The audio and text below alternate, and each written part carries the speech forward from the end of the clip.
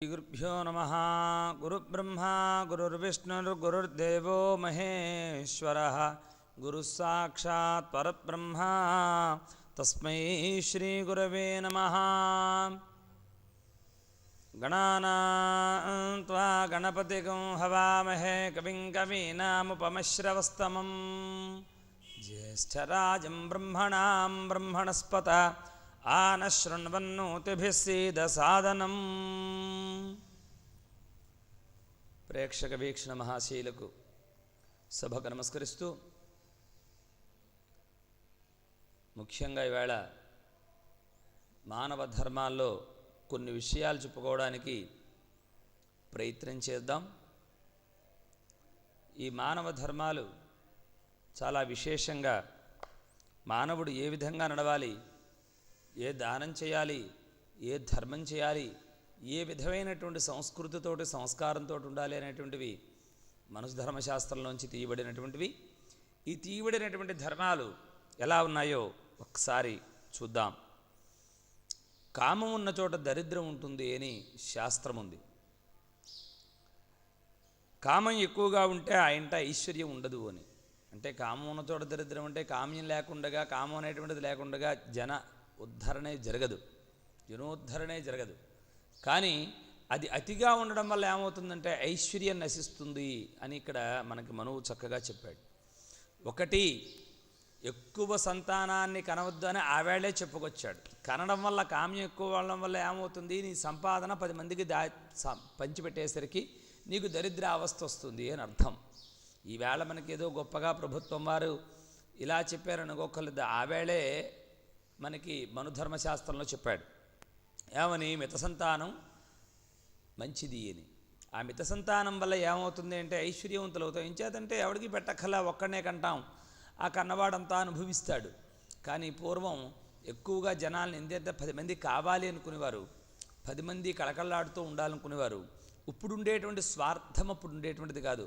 ఉన్నదే 10 మంది కలిపి పంచుకు తిందామని ఆ రూపాయినే 10 మంది పంచుకు తినేవారు. కానీ దానివల్ల ఏమవుతుందంటే కష్టం అనుభవిస్తారు అంటారు. కానీ ఈ కష్టం అనుభవించడం వల్ల దాంట్లో సుఖాన్ని యొక్క విలువ తెలుస్తుంది. కష్టం అనుభవించకుండా సుఖం యొక్క విలువ తెలియదు. సుఖం యొక్క విలువ తెలియాలి అంటే కష్టం అనుభవించి తీరాలి.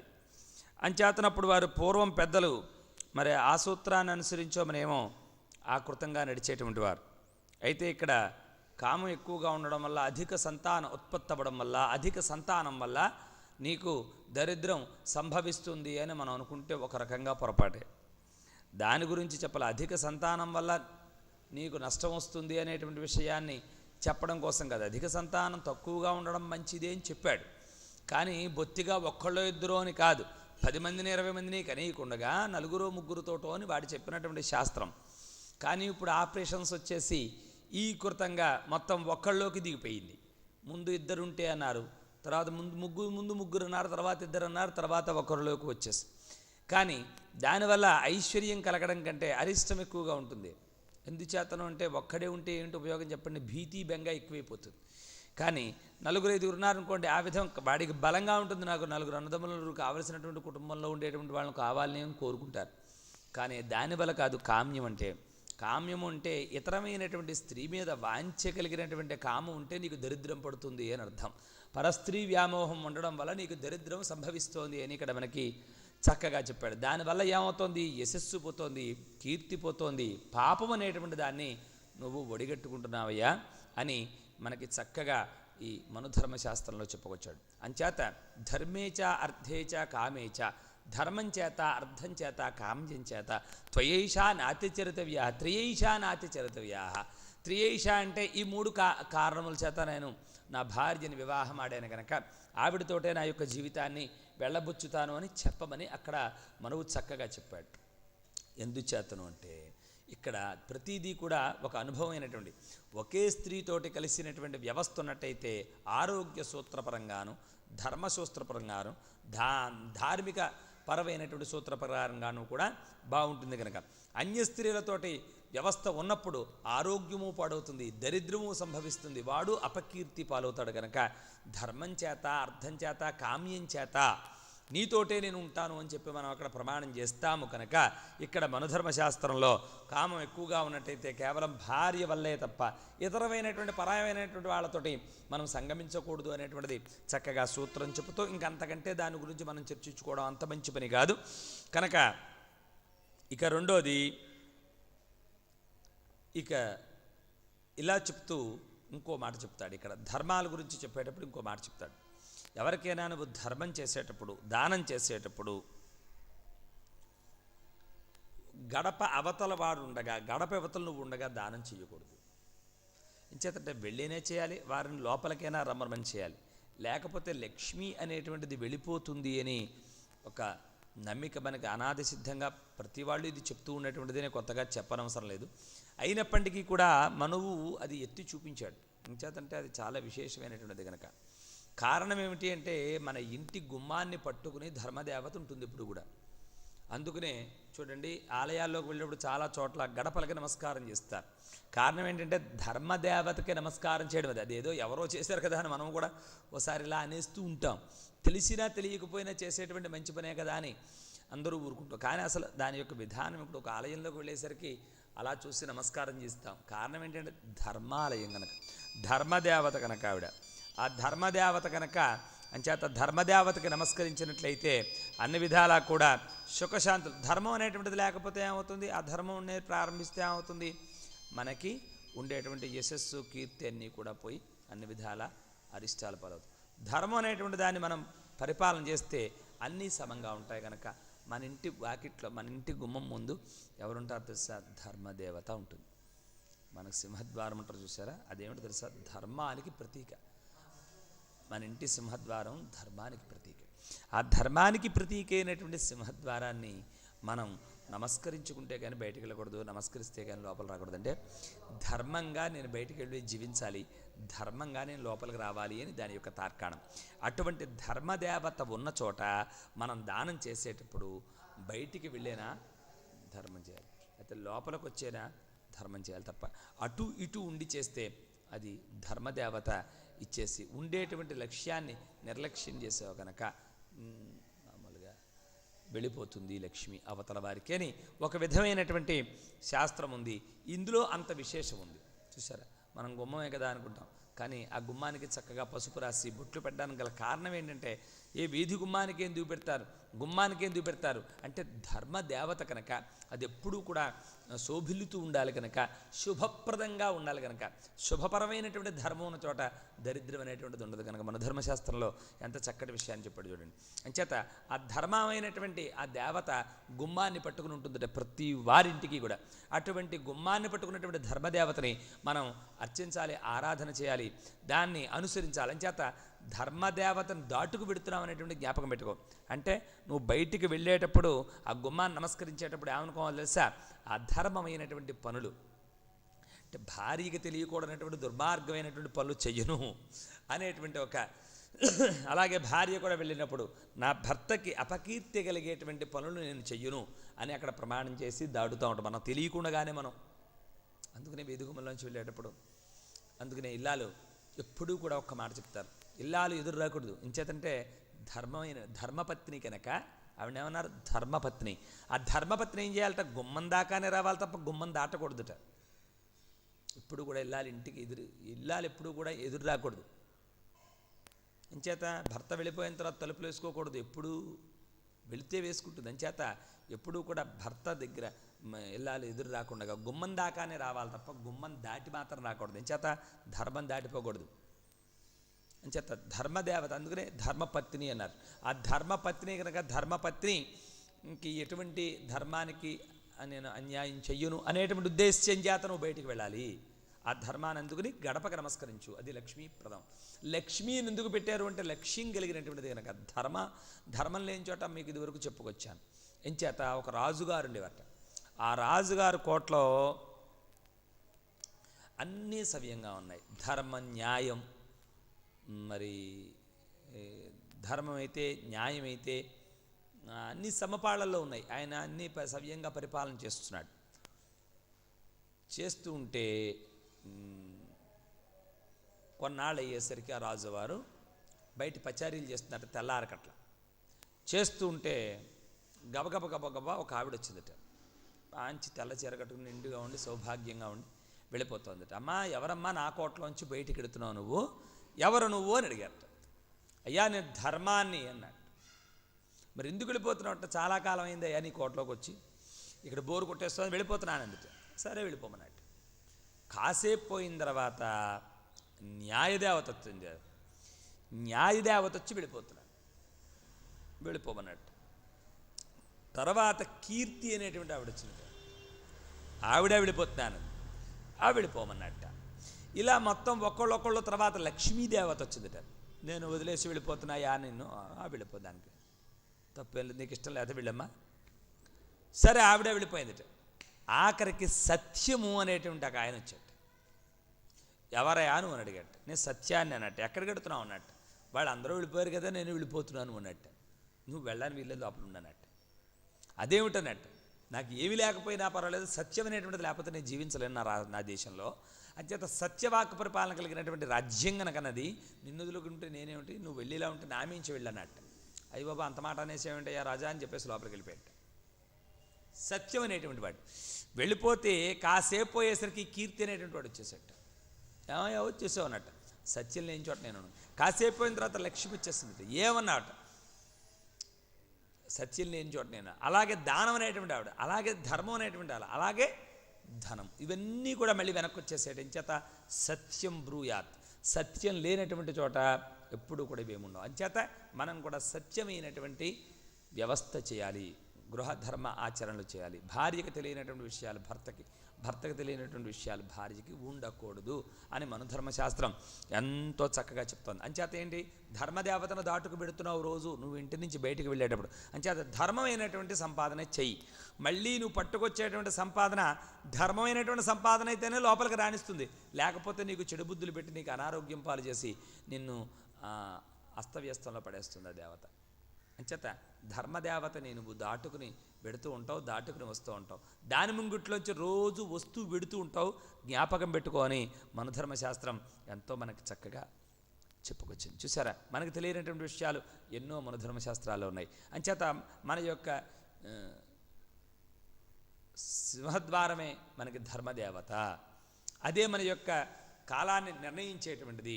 నువ్వు అధర్మంగా ఎంత సంపాదన తెచ్చావో అయితే మనం అనుకుంటాం ఎవరికి తెలిసి వచ్చింది, ఎవడ చూడొచ్చాడు అని. కానీ ధర్మదేవత అనేటువంటిది నీ ఇంటిని పట్టుకుని వేళ్లాడుతోంది అనేటువంటి విషయం మర్చిపోతావు. ఆ దేవత ఆలోచిస్తూ ఉంటుంది, వీడు అధర్మ పరిపాలన ఎంత తెచ్చాడు, అధర్మంగా సంపాదన చేసి ఎంత తెచ్చాడు, ధర్మంగా ఎంత సంపాదన చేశాడు, దాన్ని బట్టి అది బ్యారేజ్ వేసి ఆ కావలి ఉంటుందట ధర్మదేవత ఇంటికి ఇప్పుడు కూడా.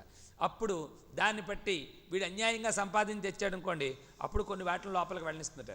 కొన్ని రోగాల్ని, కొన్ని అపకీర్తిల్ని, కొన్ని వ్యవస్థలన్నింటినీ కూడా అలా. లేకపోతే వీడు ధర్మంగా పరిపూర్తిగా ధర్మంగా పాలించేటువంటి వాడైతే లోపలికి రానివ్వదు. వేటిని మీరు రావడానికి వీళ్ళేదో అతల బొమ్మ ఉంటుంది, కాపలా ఉంటుందట ధర్మదేవత. అందుకనే సింహద్వారం పైన దేవుడు ఫోటో పెట్టమంటారు. ఎంచేత ధర్మదేవత అక్కడ నిలువ ఉంటుంది కనుక భగవంతుని దర్శనం చేస్తే. అయితే సింహద్వారం అంటే మనకి నమ్మిక ఉండదు కనుక అక్కడ ధర్మదేవత ఎలా ఉంటుంది అని ఓ విధమైన విచిత్రమైనటువంటి వెర్రి ప్రశ్న ఒకటి వేస్తాడు. ఆ వెర్రి ప్రశ్న వెయ్యకుండగా అక్కడ ఫోటో అనేటువంటిది పెడితే వాడికి కాస్త నమ్మిక కలుగుతుందని, అవరే బాబు వెళ్ళేటప్పుడు సింహద్వారం పైన దేవుడి ఫోటో ఉంటుందిరా, దానికి నమస్కారం చేయరా, గాయత్రిమాత ఫోటో పెట్టుకోరా, సర్వదేవతా స్వరూపం రా, పెడితే నీకు ధర్మం ఎప్పుడూ కూడా వర్ధిల్లుతూ ఉంటుందిరా, నీ ఇంట్లోకి రోగాలు రావురా, దరిద్రం రాదురా, అపమృత్యువులు రావురా, ఏ విధమైనటువంటి దోషాలు నీ ఇంటికి వర్తించవురా, గాయత్రిమాత ఫోటో పెడితే తద్వారా మహదైశ్వర్య ప్రాప్తిరా, నువ్వు బ్రతుకున్నంతకాలం సుఖంగా పిల్లాపాపలతో హాయిగా ఉంటావు, అన్ని విధాల ధర్మము, శాంతి, ప్రేమ, యశస్సు, కీర్తి, ఐశ్వర్యము కలిగి ఆరోగ్యవంతుడిపై హాయిగా సుఖంగా జీవనం చేస్తావురా అని చెప్తారు పెద్దలు. అయితే మనకది బుర్రకెక్కదు. కానీ ఎక్కకపోయినప్పటికీ కూడా ధర్మదేవత అనేటువంటిది మన సింహద్వారాన్ని ఉంటుంది అనేటువంటిది నిజం. అది తద్వారానే మనకి లోపలికి రోగం రావాలన్నా వెళ్ళాలన్నా అదే పంపిస్తుంది. వీడు ఈవేళ ఇంత అన్యాయం చేసిన సంపాదన లోపల పెట్టాడు కనుక ఆ అన్యాయాన్ని తినడానికి ఎవరు రావాలి, అధర్మమైనటువంటిది రావాలి, ఆ రోగం వస్తుంది. ఆ వచ్చిన తర్వాత దానికి ఇంజెక్షన్స్ కానీ మరోటని ఈ పెట్టినటువంటి న్యాయం సొమ్ము డాక్టర్ల పాలు, ఆ ఆసుపత్రుల పాలు, ఆ రకంగా చేసి దాన్ని ఖర్చు పెట్టిస్తాడు. చూసారా? ధర్మమైనటువంటిది ఉందనుకోండి, హాయిగా దాన్ని పచనం చేసుకుని కావలసినటువంటి సంభారాలు కిరాణా మర్చెంట్కి వెళ్ళి హాయిగా తెచ్చుకుని హాయిగా వండుకుని భగవంతుడు నైవేద్యం పెట్టుకుని తను తింటూ 10 మందికి పెడతాడు. అది ధర్మమైనటువంటి సంపాదన. ఎంతైతే నీకు ధర్మంగా సంపాదించావో అంతే నీ కడుపులో పెడుతుంది. లేనిది తతిమాదంతా కూడా మనం పూర్తిగా సంపాదించేదంతా ధర్మమైనటువంటి పరిపాలన కాదు. అందుచేతనే మనకి పాపం ఈ రుణాల బంధురూపేణ పశుపత్ని శుతాలయ అంటాడు ఆదిశంకరాచార్యుడు మహానుభావుడు. అంచేత రుణం వీళ్ళందరూ కూడా పూర్వజన్మ సంకుచిత పాపం, భార్య అయినా పిల్లలైనా ఈ వీళ్ళ మనవలైనా ఎవరైనప్పటికీ వీళ్ళందరూ కూడా బంధువులు స్నేహితులు ఇంత రుణం. ఆ రుణం తీర్చడం కోసం నువ్వు సంపాదిస్తావు. సంపాదించిందంతా నువ్వు ఒక్కడే తినవు, నీ భార్యకి పెడతావు, నీ పిల్లలకు పెడతావు, నీ మా తల్లిదండ్రులకు పెడతావు, నీ స్నేహితులకు పెడతావు. ఎవరైనా అప్పటికప్పుడు అతిథి అభ్యాగతి వస్తే వారందరికీ కూడా పంచిపెడతావు. పంచిపెట్టకపోతే పనోదం చేత అంతా నువ్వు తినేటువంటి పరిస్థితి కాదు. అంచేత ఆలోచన చూసుకో ఎంత చక్కగా మనుధర్మశాస్త్రం మనకు చెప్తుందో చూడండి. అంచేతనం ధర్మమైనటువంటిది ఏదైతే ఉందో అదే నీ యొక్క కడుపులోకి పెడుతుంది. నువ్వు ఎంతైతే ధర్మంగా కష్టించి శ్రమించావో అదే నీ బొజ్జలోకి పెడుతుంది. లేనిటువంటి మాత్రం నీకు వెళ్ళదు అని మనుధర్మశాస్త్రం. నువ్వు ఎంత కష్టపడి ఎన్ని మోసాలు చేసి ఏం చేసినా ఇవన్నీ తాత్కాలికంగా చూపర్ల కోసం శరీరాన్ని అద్భుత భవనాలు పెట్టడం వరకునే తప్ప కడుపులోకి వెళ్ళేది మాత్రం నువ్వెంతైతే ధర్మం చేసి కష్టించి శ్రమించి ఫలిస్తావో ఆ ఫలితం మాత్రమే నీ యొక్క హృదయ కమయాల్లోకి వెడుతుంది. దాన్నైనా ఎలాగా ధర్మమైనటువంటి భగవంతు నామస్మరణ చేస్తే ధర్మంగా వెడుతుంది. కొన్నాళ్ళు నువ్వు యశస్సుగా కీర్తిగా ఉంటావు. చేత తలుచుకుని అన్నం పరబ్రహ్మ స్వరూపం కనుక, పరమేశ్వర స్వరూపం కనుక ఆ ఆహారానికి ఒక్కసారి మా తల్లి నా క్షుత్తులోకి వెళ్ళి చక్కటి ఆరోగ్యాన్ని, యశస్సుని, కీర్తినిచ్చి మంచి బుద్ధిని నమస్కారం చేసుకుని మనం ఆహారం కళ్ళకు తినాలి. కానీ ఈవేళ ఆ పరిస్థితులు లేవు. కంచంలో పెడ్డం పాపం తినేస్తూ ఉంటాడు. భగవత్స్మరణ ఎక్కడ వాడికి. అంచేత అది రాక్షసత్వం అవుతుంది. ఎప్పుడు ఎవరు ఏ పదార్థం పెట్టినా ఎలా పెట్టినా ఒకసారి నమస్కరించుకుని. అయితే నామోష్కి కారణం ఏమిటంటే ఆచరణ యోగ్యం లేదు. ఏదో భక్తుడు అనుకుంటారని ఆక్షేపిస్తారని ఎవరు కూడా 2 చేతులలో పెట్టరు. పోనీ అనుకోపోయారు. తీసుకునేటప్పుడైనా మనసులో ఒకసారి కళ్ళు మూసుకుని భగవంతుని తలుచుకుని లోపలికి వేసుకున్నా బాగుండు. అది కూడా లేదు. అలా పెట్టగానే ఇలా తినేస్తూ ఉంటాడు. అది రాక్షసత్వము ఉంటుంది. అట్టా కాకుండా మనకి ఈ ధర్మాల్లో ఎటువంటి ధర్మాన్ని మనకి ఆచరించమని చెప్పి మనకి చక్కగా చెప్పారో చూడండి ఒకసారి. అయితే ఈ దానం ఇచ్చేటప్పుడు గడప అవతల గడప ఇవతల ఉండి ఎట్టి పరిస్థితుల్లో ఇవ్వకూడదని ఆ మనకింటికి ఉండేటువంటి గడప గురించి ఎంతో చక్కగా చెప్పుకొచ్చారు. అంచేత ధర్మదేవతే ఆ వాకిలి. అంచేత వారి ఇల్లు ఏమిట్రా, వారి గుమ్మం ఏమిట్రా, ధర్మమైన గుమ్మం రా, ధర్మప్రభువులు ఉండేటువంటి ఇల్లురా అంటారు. అంచేత ధర్మం, దానం ధర్మం ఉంటేనే. అంచేత చూడండి మన భిక్షగాళ్ళు కూడా మనకు దాన ప్రభువులు బాబు అంటూ ఉంటారు వాళ్ళు. అయితే వాళ్ళ ఇది కోసం వాళ్ళు అంటారు అనుకోండి, కానీ ఆ మాట గురించి మీకు వేయవలసి వచ్చింది ఆ మాట.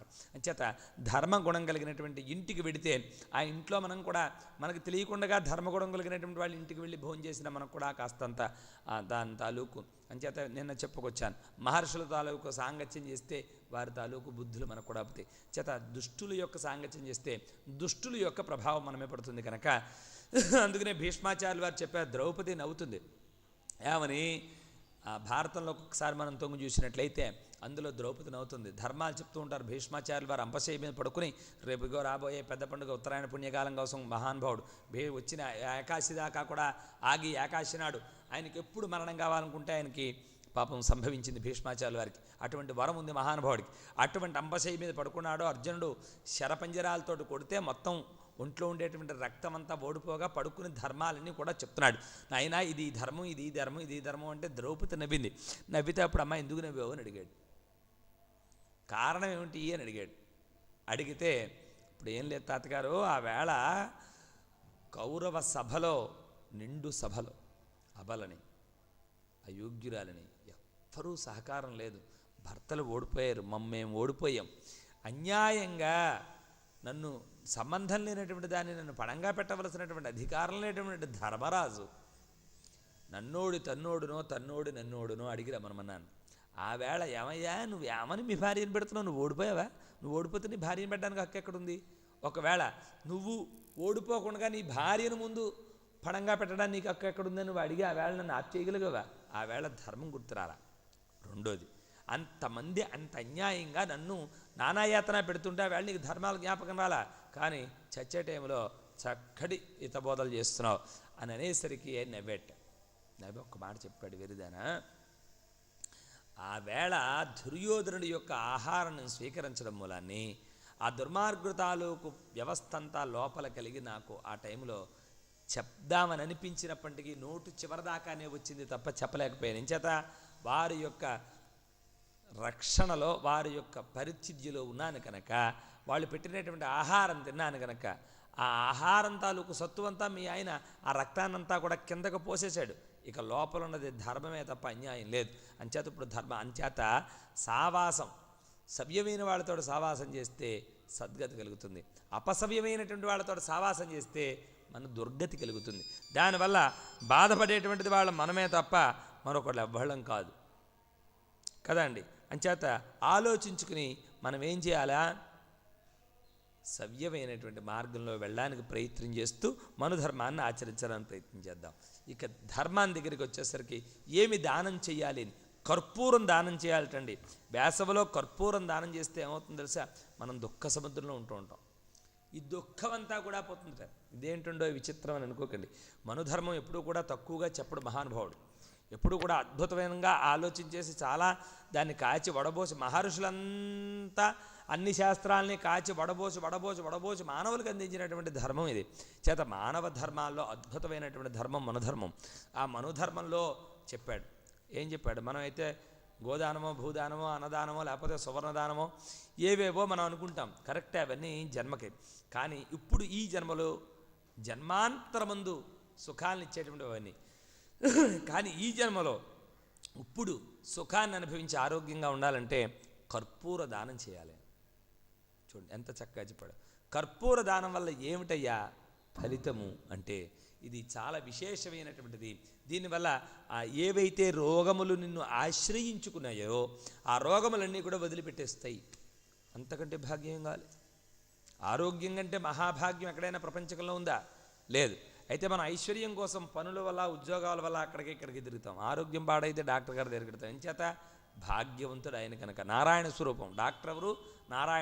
నారాయణ స్వరూపం. వైద్యో నారాయణో హరిహి, వైద్య స్వరూపుడే నారాయణుడు. ఆ నారాయణుడే వైద్య స్వరూపంగా మానవులు కాపాడడానికి ఇప్పుడు డాక్టర్స్ అని మనం పిలుస్తున్నాం. కానీ వైద్యుడే నారాయణుడు. ఆ నారాయణుడే వారి రూపంలో మనకి ఎంబీబీఎస్లో, ఎండీలు చదువుకొని చక్కగా మనకి వైద్యాన్ని అందించి మనం ఉన్నటువంటి శరీరాన్ని కాపాడుతూ, పుట్టించినటువంటి వాడు భగవంతుడేట, పుట్టించినటువంటి శరీరాన్ని కాపాడేటువంటి వాడు వైద్యుడు. అటువంటి వైద్య విద్వాంసులందరినీ మంచి మనకి భగవంతుడు అందించి ఎంతో వైద్యాన్ని మనకి దగ్గరగా పెట్టాడు.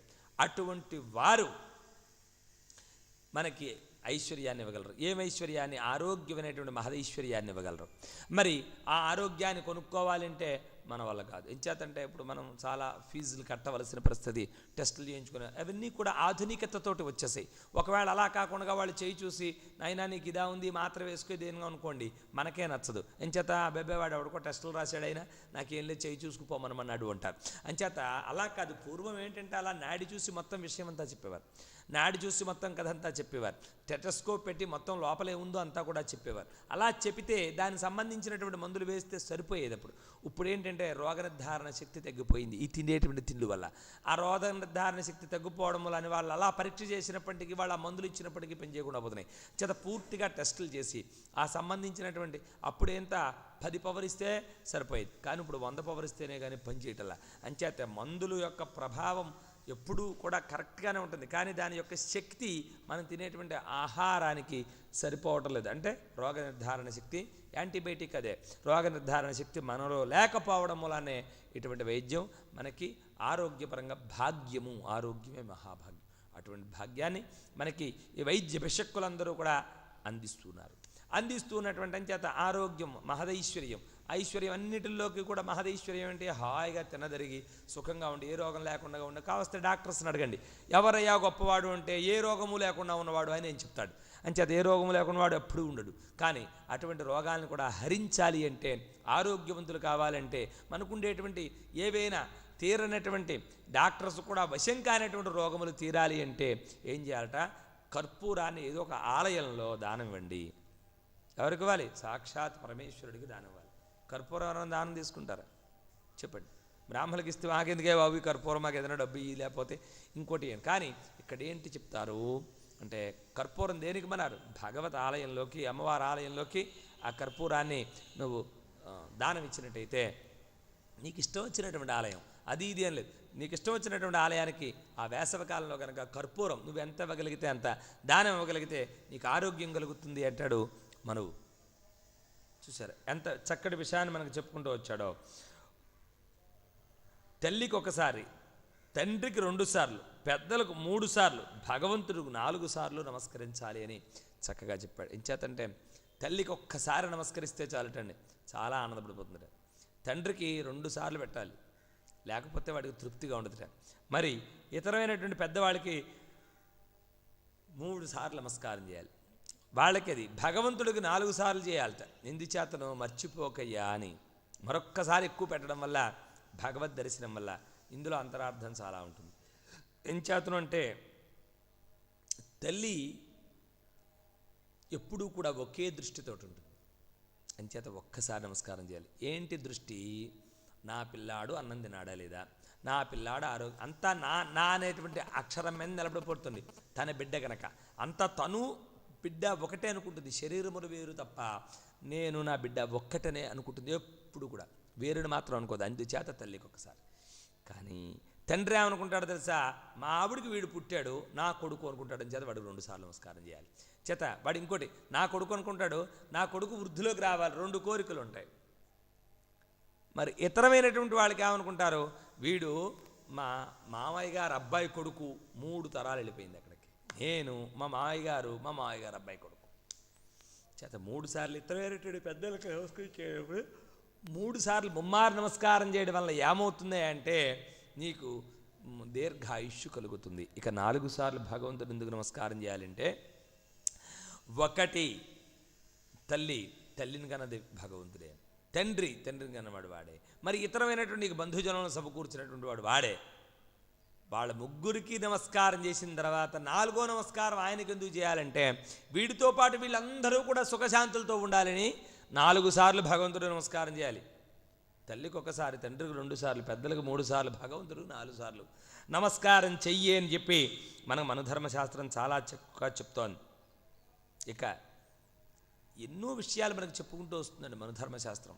ఒకటి కాదండి, మానవుడికి అన్నీ కూడా అన్ని రకాలుగాను కూడా ఎలా బాగుపడాలో, ఎలా వృద్ధి చెందాలో, ఏ విధంగా బాగుండాలో అన్నీ కూడా మనకు చెప్తూ విసినికర, తాటేకు విసినికరతో విసురుకుంటేటండి మనకి చాలా యాంటీబయాటిక్ సంప్రాప్తి చెందుతుంది అని, మట్టి కొండతోటి పవిత్రమైనటువంటిది తాటేకు విసినికర దానం చేస్తే శుభప్రదము అని మనకి చక్కగా అందుకునే. వేసవకాలంలో తాటేకు విసినికర మనకు మామిడి పళ్ళు అవి పెట్టి చేస్తారు, చల్లటి కూజాలు తెప్పించుకు తాగుతారు. ఎంచేతనంటే ఆ టైంలో యాంటీబయాటిక్ ఆ మట్టిలో ఎక్కువగా ఉంటుంది. అంచేత ఆ నీళ్లు దాంట్లో కలిసినట్లయితే ఆ స్మెల్ కూడా వేరుగా ఉంది. అందుకని చూడండి, వేసవకాలం అయిపోయిన తర్వాత తొలకరి జల్లు పడుతూ ఉంటే మట్టిలోంచి విధమైనటువంటి వాసన వస్తుంది, అదే యాంటీబయాటిక్. కాస్త చూసుకోండి. అంచేతనే మట్టి కుండలో నీళ్లు తాగడం, మృణ్మయ పాత్ర చాలా విశేషమైనటువంటిదని మహర్షుల కాలం నుంచి మనకి చెప్పుకుంటూ వస్తున్నారు. చేత ఈ శాలవృక్షం, ఈ తాటేకు వృక్షం నుంచి వచ్చినటువంటి విషనికర్రతో కనుక గాలి వీసుకున్నట్టయితే మనలో కొంత ఈ కాలుష్యంతో కూడుకున్నటువంటి వాతావరణాన్ని క్లీన్ చేసి మనకి చక్కటి గాలిని ఏర్పాటు చేస్తుంది. కనుక వేప చెట్టు లక్ష్మీ స్వరూపమని, రావి చెట్టును విష్ణు స్వరూపమని, వేప రావి చెట్టు కలిసినటువంటి చోట మనకి ఎన్నో అన్ని మన సంస్కృతం మన సాంప్రదాయంలో ఉండి హైందవ సాంప్రదాయంలో అన్నిటికీ కూడా విలువిచ్చాడు. అన్ని చెట్లకి, పుట్లకి, మనుష్యులకి, అన్ని రకాలైనటువంటి జీవరాశులకి కూడా దేవతా స్వరూపంగానే కొలవగలిగేటువంటిది ఒక్క హైందవ సాంప్రదాయమే. తతిమా సాంప్రదాయాల్లో ఉండదు. మనం అన్నిటినీ కూడా, ఒక మేక ఉందనుకోండి, దాన్ని మనం మేషం అంటాం, దాన్ని అందులో భైరవుడు అనేటువంటి వాడు ఉంటాం, దాన్ని నమస్కారం చేస్తాం. గోవు ఉంటే గోమాత అంటాం, వృషభం ఉంటే నందీశ్వరుడు అంటాం. అలాగే ఏది ఉంటే దాన్ని మనం చక్కగా భగవత్ స్వరూపంగా, ఒక తాచుపాము, క్రూరమైనటువంటి త్రాచుపాము ఉన్నప్పటికీ, విషంకక్కైదైనప్పటికీ సుబ్రహ్మణ్యేశ్వర స్వామి వారిని నమస్కారం చేస్తాం. అలే ఒక పెద్ద పులి ఉన్నట్టయితే, ఒక సింహాసనం ఉన్నట్టయితే అమ్మవారి వాహనం అనేదాన్ని, ఎలకుందనుకోండి ఎన్ని ధాన్యం బొట్లు కొట్టేసినప్పటికీ మా వినాయకుడు మహానుభావుడు స్వామి యొక్క వాహనం అని చెప్పి దాన్ని చంపడానికి ప్రయత్నం. అలా ప్రతి దాంట్లోనూ అలాగే వృక్షాదులకన్నిటికీ కూడా నమస్కారం చేస్తాం. అందులో వేప చెట్టు లక్ష్మీప్రదము అంటాం. ఆ వేప చెట్టుకు నమస్కారం చేస్తాం. ఆ వేప చెట్టుకు నమస్కారం చేసి, అంతేకాకుండా రావి చెట్టు మూలతో బ్రహ్మరూపాయ, మధ్యతో విష్ణురూపిణి, అగ్రత శివరూపాయ, వృక్షరాజాయతే నమో నమః అని ఆ స్వరూపాన్ని నమస్కారం చేస్తాం. ఈ రెండూ ఉన్న చోట ప్రదక్షిణాలు చేస్తే వివాహం అవుతుంది, బంధం కలుగుతుంది అని అర్థం. ఆ రెండూ కలిసి ఉన్నటువంటి చోట ప్రదక్షిణాలు చేసి నమస్కారం చేస్తే వివాహం అవుతుందని మన సాంప్రదాయం చాలా గొప్పది. అన్ని సాంప్రదాయాల కన్నా మన సాంప్రదాయం చాలా గొప్పది. అంచేత ప్రతి దానికి కూడా ఒక వైవిధ్యపరమైనటువంటి విశేషాన్ని కూర్చినటువంటిది మన హిందూ సాంప్రదాయం. హైందవ సాంప్రదాయం చాలా గొప్పది కనుక మనం ఈ విధంగా మనువు మనకి చక్కగా అన్నీ కూడా చెప్పుకుంటూ వచ్చాడు. అశ్లీలము, అమంగళము అగు మాటలను ఎప్పుడూ మాట్లాడకూడదు.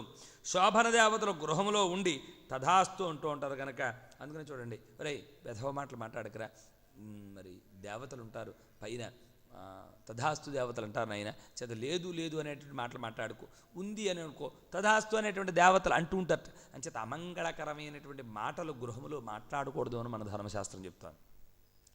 శుభప్రదమైనటువంటి మాటలు మాట్లాడాలి తప్ప అమంగళకరమైనటువంటి మాటలు ఎప్పుడూ కూడా వచించకూడదు. లేదు అనేటువంటి శబ్దం రానివ్వకూడదు. ఈ విధంగా ఉంటే తథాస్తు దేవతలు అనేటువంటి వాళ్ళ పైన ఉంటారు. శోభన దేవతలు ఉంటారు ఎప్పుడు గృహంలో. వాళ్ళు శుభమాటలు ఎప్పుడు జరుగునా తథాస్తూ ఉంటారు, శుభం కలుగ్గాక అని చూస్తుంటారు. ఎప్పుడు తిట్టుకుంటూ కొట్టుకుంటూ అమంగళకరమైనటువంటి మాట్లాడకూడనటువంటి మాటలు మాట్లాడుతుంటూ తిట్టుకుంటూ ఉంటే అవే నీకు అదే తథాస్తు విని విని విని విని వినకప్పుడు చూడండి, చంటి పిల్లలు అనుకోండి, మంచి మాటలు మాట్లాడుతున్నాం అనుకోండి, మంచిగానే ఉంటారు. మనం కూడా చెడ్డగానే మాట్లాడుతూ ఉంటే వాళ్ళు చెడ్డ మాటలే నేర్చుకుంటారు. అలాగే తథాస్తు దేవతలు వినగా చెడ్డ మాటలుగా తథాస్తూ ఉంటారు. ఇంకెప్పుడు వీడు మంచి మాటలు మాట్లాడే వాళ్ళే లేడు, ఇంకెందుకు మనం ఎంతకాలం కాసు కూర్చుంటాం, వీడికి అదే జరగాలి అని చెప్పేసి వాళ్ళు అనేసిపోతారు. అయితే ఎప్పుడు కూడా మంచినే ప్రేరేపించాలి, మంచి మాటలనే మాట్లాడాలి, మంచిగానే ఉండడానికి ప్రయత్నం చెయ్యాలి అంటుంది మనుధర్మశాస్త్రం. ఇక స్త్రీలు